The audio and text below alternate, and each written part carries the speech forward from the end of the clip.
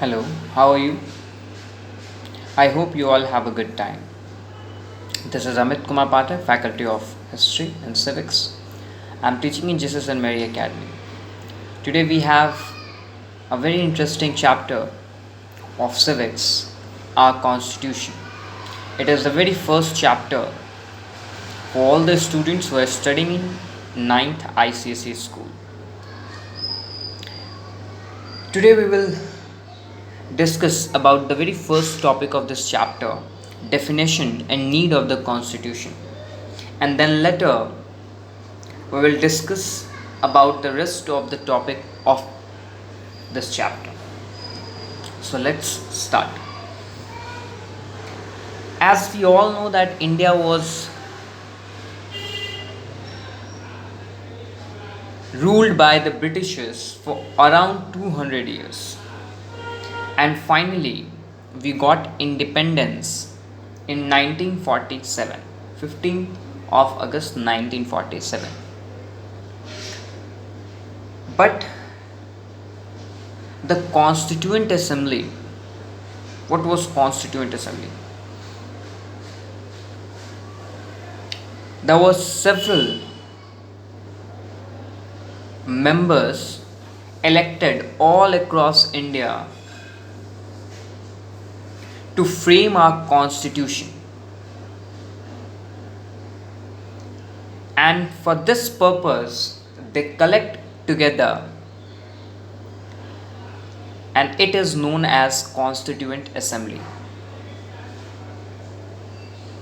But it was not an easy task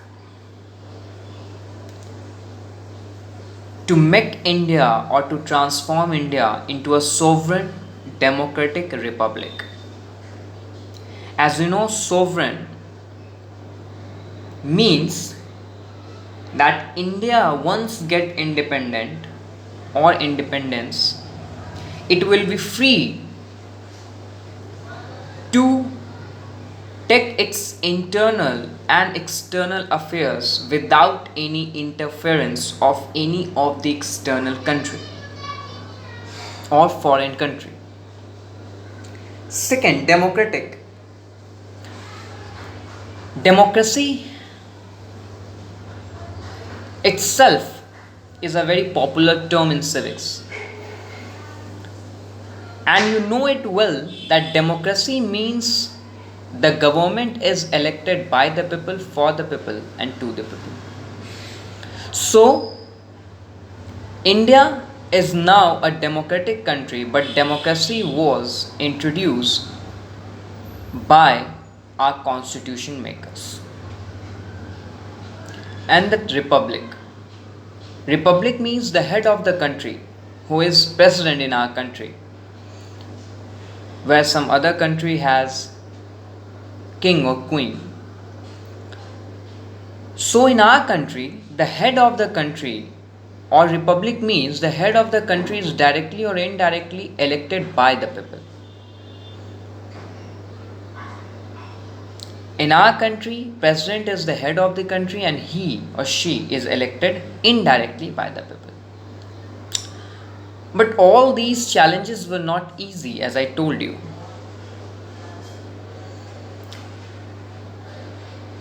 But our constitution maker faced bravely all these challenges.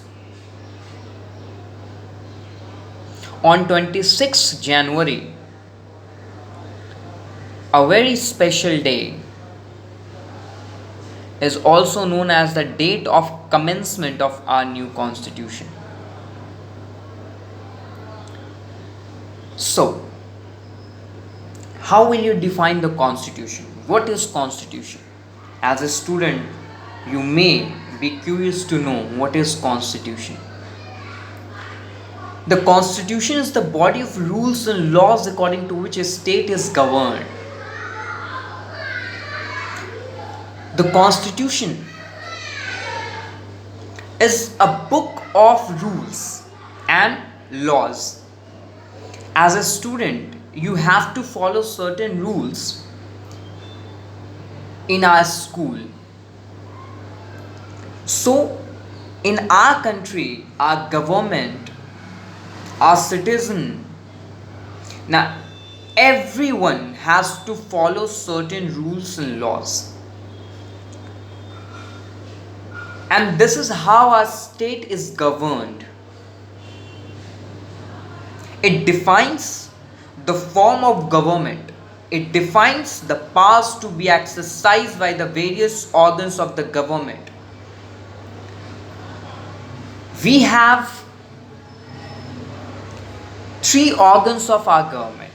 First, legislature. Second, executive. And the third is judiciary. Our constitution also binds the power of our three organs of government. It also deals with the rights and duties of the citizen. So this is how you can define our constitution, or you can say that it is the fundamental law of the land, because it is superior to ordinary laws enacted by the parliament or state legislature.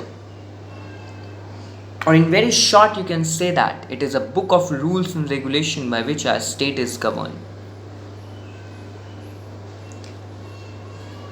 No one is above the constitution. In our country, it is superior than everything.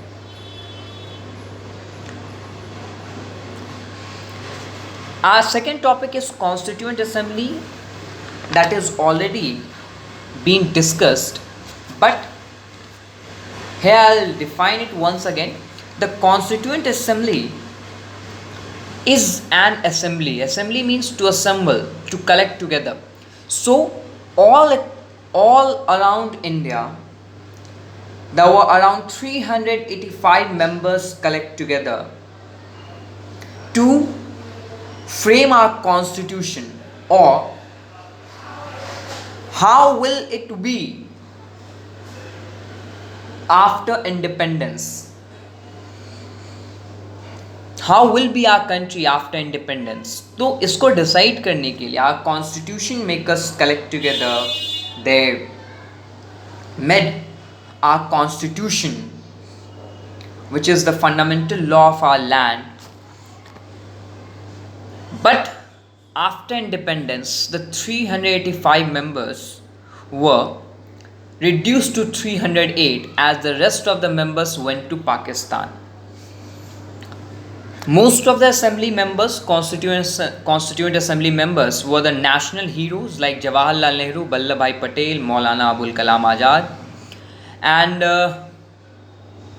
their contribution was outstanding. They worked day and night to frame our constitution, and you can expect that even after 70 years of the independence, we didn't introduce much amendment in our constitution. It is still as it is, made by our constitution maker. So it is very proud, and they worked really hard to frame our constitution. Dr. B.R. Ambedkar was the chairman of the assembly, and most important committee, that was drafting committee, whose work was to draft, that means to change, to make change. Our constitution makers bring debate in assemblies and discussion over the different laws, and then it was decided by the majority whether it has to add in our constitution or not. And it was the duty of drafting committee that after the discussion, or the we can say that approval of majority, to add it in our constitution. There were some other members of the drafting committee other than Dr. B.R. Ambedkar, who was the chairman, like Pandit Govind Ballabh Pant, Satyanarayan Sinha, Shyama Prasad Mukherjee, and B. Patavi, Sita Ramaya.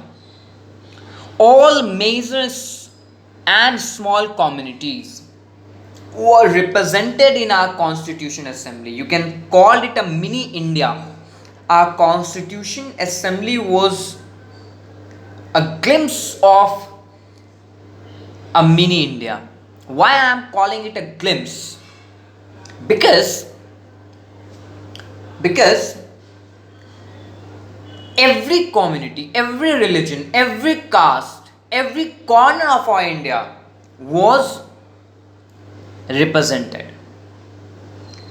The Hindus, the Muslims, the Sikh, the Anglo-Indians, Christians, even Parsis had the proper representation in the Constituent Assembly. The weaker section as well, the scheduled castes, the scheduled tribes, all were given representation.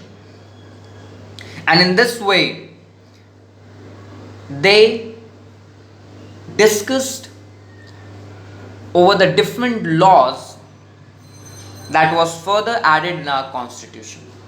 And this is how our constitution was made.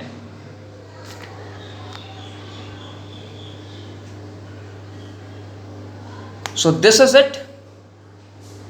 Rest of the topic will be discussed in the later class, in the later lecture.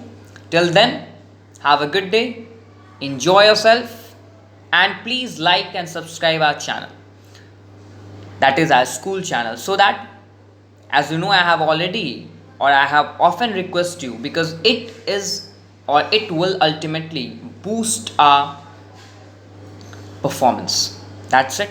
Thank you.